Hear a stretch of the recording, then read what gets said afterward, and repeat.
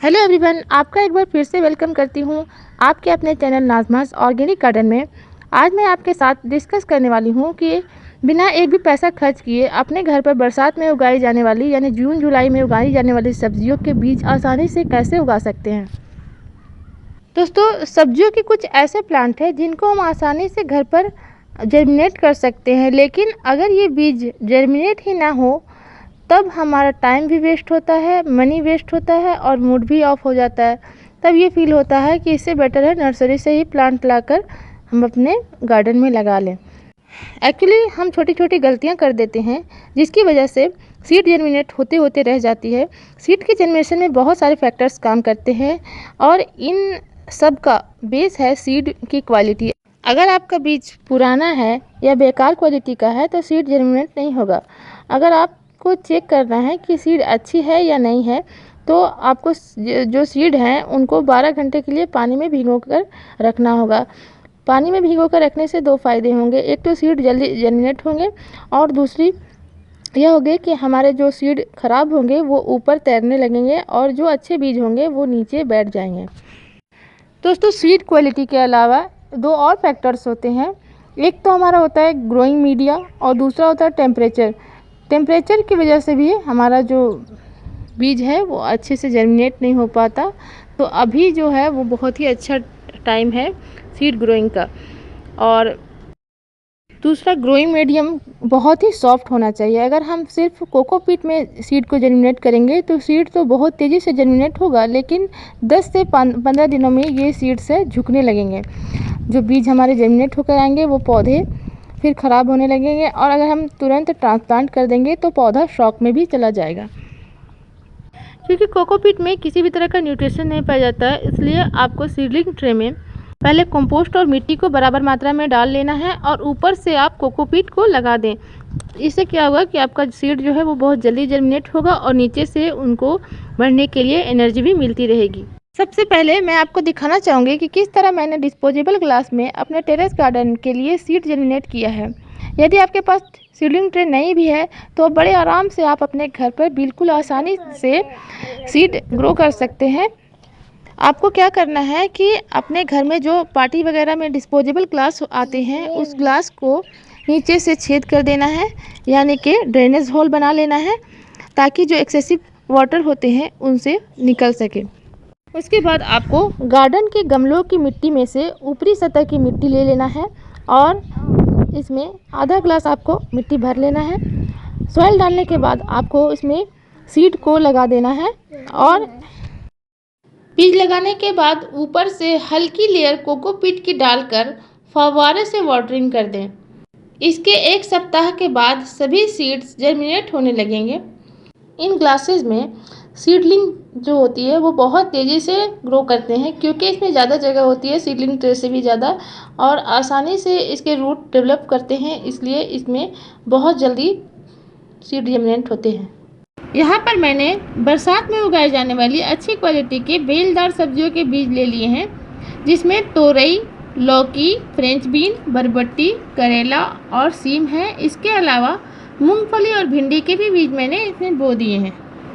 जून और जुलाई में आप अदरक और हल्दी के बीज भी लगा सकते हैं, लेकिन इसे टेरेस गार्डन पर लगाना सही नहीं होता। मैं डायरेक्ट गार्डन में ही इसे लगाती हूँ और गार्डन में हमारा अभी बहुत सा काम बाकी है। साफ़ सफाई होने के बाद उसकी हल बैल से जुताई होगी, उसके बाद ही वहाँ पे मैं कुछ पौधे लगाऊंगी। तब तक के लिए मैं यहाँ टेरेस गार्डन के लिए कुछ पौधे तैयार कर रही हूँ।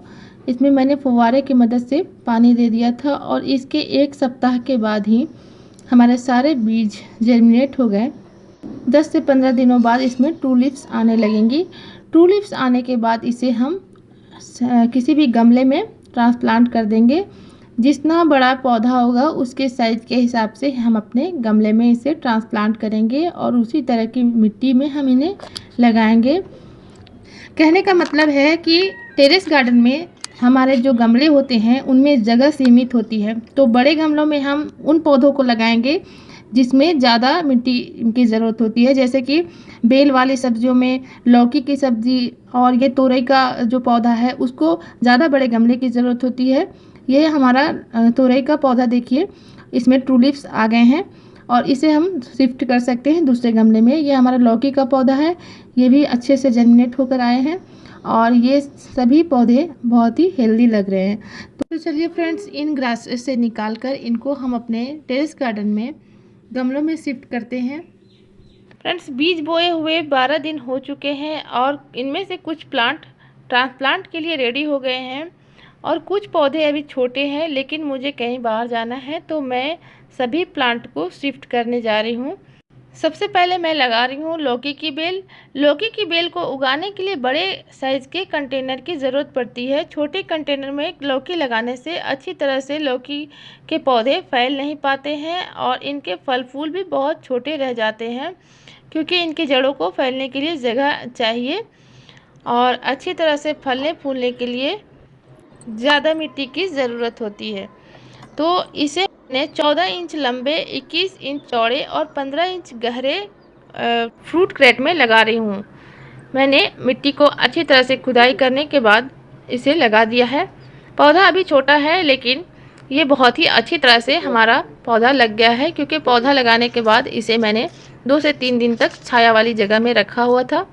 तो हमारा पौधा बहुत ही अच्छी तरह से लग गया। पौधा लगाने के बाद तुरंत हमें इसमें वाटरिंग कर देनी होती है हल्के हाथों से।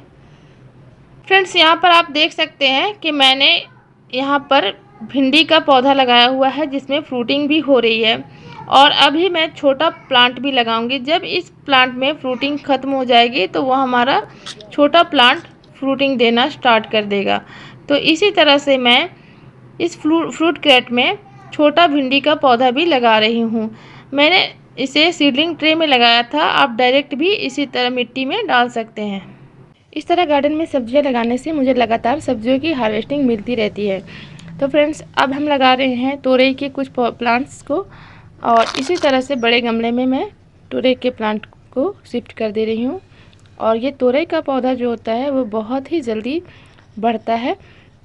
इसे लगाए हुए सिर्फ 12 दिन ही हुए हैं और इनमें ट्रू लीव्स भी आ गई हैं। तो इनको लगाकर मैंने इनमें पानी दे दिया। ये पौधा हमारा बहुत ही अच्छा हेल्दी सा दिख रहा है। और अब लगा देती हूँ मैं ये बरबट्टी और खीरे के प्लांट को भी।